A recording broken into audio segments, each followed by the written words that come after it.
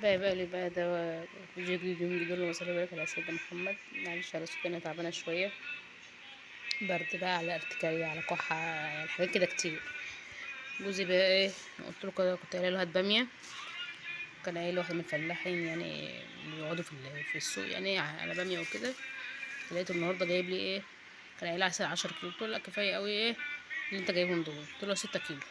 كيلو بصوا من ده على ده، مديها له ايه من ده على ده. شوف كبار اهم، عماله ادبها واعمله، ولسه في كمان اهو.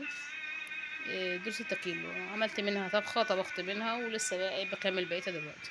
والله انا قاعدة اصلا بعمل مش قادره اعمل والله اي حاجه. شوف العيال مخليه الشقه عامله ازاي، شوف منظر الشقه. انا تعبانه بالله ما قادره اعمل اي حاجه. كنت باكلهم، فبص بقى انا قاعده اصلا يعني ظهري مش قادره منه، مش قادره من القعده اللي انا قاعداها دي اصلا. هخلص بقى وهكملها بعد كده ايه، او مسلوقها بقى واعينها في الكيس.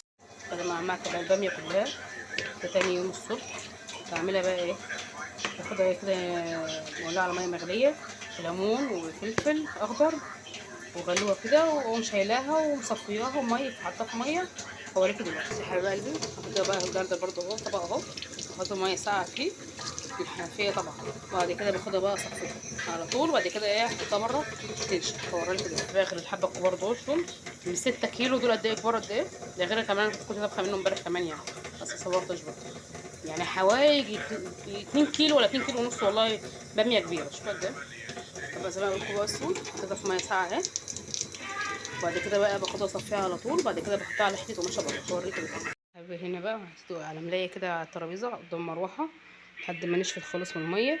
وهعبيها دلوقتي ايه في اكياس. بصوا اهي نشفت خالص اهي، وهعبيها دلوقتي في اكياس اهي. بصوا ما شاء الله دول 6 كيلو اهي. هعبيهم بقى وبعد كده ايه اوريهم لكم في الاخر. الحبه الكبار شوفوا الكبار قد ايه، كل ده كبير، كل الجزء ده كبير. عايزه بقى اعملهم مثلا في كيسين ولا حاجه، اعملهم مع مش عارفه يعني هطبخهم ازاي. احط من ده على ده بقى ولا حاجه يعني، ممكن احط من ده على ده يعني صغير على كبير.